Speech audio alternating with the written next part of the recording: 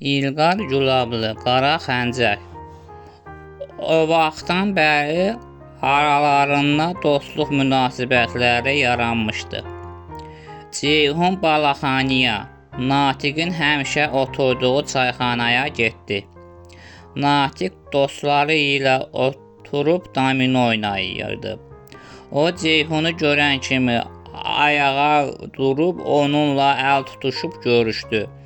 Necəsiz yoldaş naçalnik? Sağ ol Natiq, sən necəsən? Şükür, belə də sənə bir işim düşüb. Nə iş? Gedək deyərəm. O tuturardınız da çay içərdik. Yox, sağ ol. Natiq çayın başına çəkib Ceyhunla getdi. Natiq 40-45 yaşlarında arıq, uzun bir kişi idi. Başının tükləri də bığı kimi ağ idi. Onlar maşına minib Firudunun işlədiyi yerə gəldilər. Ceyhun Natiqə Firudunu göstərib dedi: Bax, bu oğlan mənim əmim qızına ilişib əl çəkmir. Özü də qız mənim nişanlımdır. İstəsəm özüm tək dərsin verərdim. Amma mən istəyirəm məsələni kökündən həll edəm. Qız bu gədəni görəndən bəri mənimlə evlənmək istəmir. Qızı yoldan çıxardıb. Yəni öldürək, öldürməsək də ölümcül vəziyyətə salaq. Ay Ceyhun müəllim, bir ona bax, bir də mənə bax. Gör mənim ona heç gücüm çatar. Mənim 45 yaşım var, onun 25. O cavan oğlandır, özü də maşallah. Deyəsən idmanla məşğul olur. Onun elə bir umuruğu mənə bəsdir. Oxusan, mən səni yaxşı oğlan bilirdim. Yaxşısı budur, mən uşaqları da yığım, bu işi birlikdə həll edək. Olar. Sonra Natiq gedib telefon stansiyasından Cəfər adlı dostuna zəng etdi. Cəfər dostunun zəngini götürüb dedi: Alo, kimdir? Mənəm Natiq. Buyur Natiq. Cəfər, uşaqları da yığ, işim var. Nə iş? Gələndə deyərəm. Sonra Natiq olduğu yerin adresini ona dedi. Cəfər 10 nəfər adamla onun dediyi yerə gəldi. Ceyhunla birlikdə onların sayı 13 nəfər oldu. Natiq onlara hər şeyi danışdı. Ceyhun da yüksək miqdarda pul təklif etdi. Eyni zamanda da türmədə olan dostlarının cinayət işini örtməyini və buraxılmaqlarında köməklik edəcəyini bildirdi. Onlar da qəbul etdilər. Firudun işdən çıxıb evə gedirdi ki, birdən qarşısında 2 maşın saxladı. Xərəsinin içindən 7-8 nəfər adam düşdü. Onlardan biri də Ceyhun idi. Ətrafda kimsə yox idi. Onlar Firudunu tək tutmuşdular. Əllərində də zopalar və dəmir alətlər var idi. Kimin başına dəysə, ölməsə də ağır zərbə alardı. Firudun isə heç qorxmur, əksinə onları görüb gülməyə başladı. Ceyhun ona yaxınlaşıb dedi: Sənə axı demişdim, Şahnazla bir daha görüşməyəcəksən. Onu Şahnaz bilər, mən biləyəm, başqası qarışa bilməz. O mənim adaxlımdır, necə yəni başqası qarışa bilməz?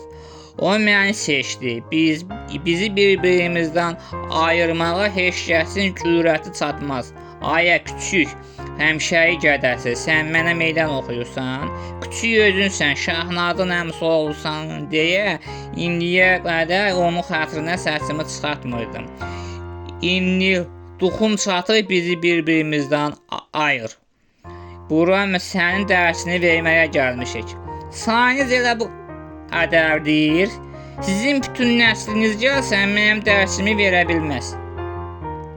Bu vaxt Ceyhun onu vurmaq üçün əlini qaldırdı. Amma Firudun ondan əvvəl tərpənib cəld onun burnunun üstündən bir yumruq vurdu. Ceyhunun burnu qırılıb içinə batdı. Qan aləmi götürdü. O ağzı, burnu qan, yerə yıxıldı. Natiq bu vaxt üstündən bir bıçaq çıxardıb Firidunu vurmaq istədi. Firidun onun qolunu vurub bıçağı əlindən yerə saldı. Daha sonra isə onun qolunu dizinin altına qoyub sındırdı. Natiqin hışqırığı göyləri götürdü. Firidun bir kəllə də ona vuraraq yerə sərdi. Natiqin ürəyi getdi. Cəfər də üzərindən bıçaq çıxardıb ona cumdu. Firidun onun da qolunu vurub bıçağını əlindən aldı və sağ ayağının buduna soxdu. Cəfər də yerə yıxıldı. Firidun təpiklə onun başına vurdu. Başqa biri əlindən zopa onu vurmaq istədi. Firidun cəld bir yumruq zərbəsi ilə onu da yerə sərdi və onun yerə düşən zopasını yerdən götürüb onların üzərinə cumdu. Xərəsinə bir zərbə vurub yerə yıxdı. Artıq onların heç birində ayağa durmağa taqət qalmamışdı. Çoxu başından aldığı ağır zərbə ilə kəllə beyin travması almışdı. Firidun onların hamısını döydükdən sonra onları orada qoyub çıxıb getdi. O getdikdən bir qədər sonra Ceyhun bir təhər özünə gəlib təcili tibbi yardımı çağırmış və birlikdə xəstəxanaya getmişdilər. Polisə isə tanımadıqları adamların onlara cumduqlarını və onları bu günə qoyduqlarını dedilər. Firidunun adını versəydilər, hər şeyin üstü açılardı və polis onların özünü tutardı. Həm də bir nəfərin o qədər adamı döydüyünü desəydilər, biabır olardılar. Ceyhun, Natiq, Cəfər üçü bir palatada qalırdılar. Ceyhunun burnu, Natiqin qolu, Cəfərin isə ayağı çipsdə idi. Cəfər qoltuqaltı ağaclarla bir təhər yeriyirdi. Natiqin isə qolu sarıqlı yaxasından asılı idi. Onlar bunun intiqamını almaq üçün plan qururdular. Bir həftədən çox xəstəxanada qaldılar.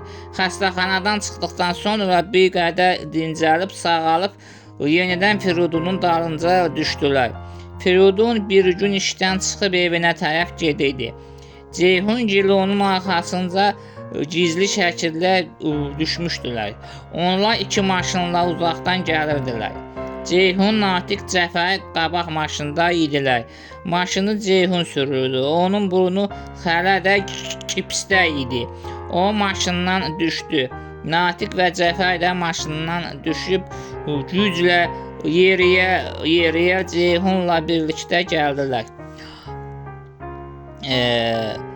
Cəfər qoltuq ağacları ilə güclə yeriyirdi. Tullana gəzirdi. Arxadan da 4 nəfər başı sarıqlı adam onlarla birlikdə gəlirdi. Ancaq arxadakı maşındakılar yerlərindən tərpənmədilər. Onlar maşında gözlədilər. Bir problemi olarsa gələcəkdilər. Ceyhun cibindən bir dərman qabı, bir də pambıq çıxardıb dərmanın ağzını açıb pambığa sürtdü. Daha sonra arxadan Firidunun ağzına pambığı tutdu. Firidun narkoz boğazına doldu, yuxuya getdi. Arxadan gələn başı sarıqlı adamlar Firidunun qucaqlarına alıb maşının yük yerinə qoydular. Natiq və Cəfər yaxın durmadılar. Çünki Natiqin qolu, Cəfərin də ayağı gipsdə idi. Firidunun vurduğu zərbədən başları zədəli, başı sarıqlı kişilər maşına minib getdilər. Onlar bir meşəyə çatdılar. Firidunu maşından çıxardıb gətirib yerə qoydular. Adamlardan biri Ceyhunun əmri ilə dəmir alətlə Firudun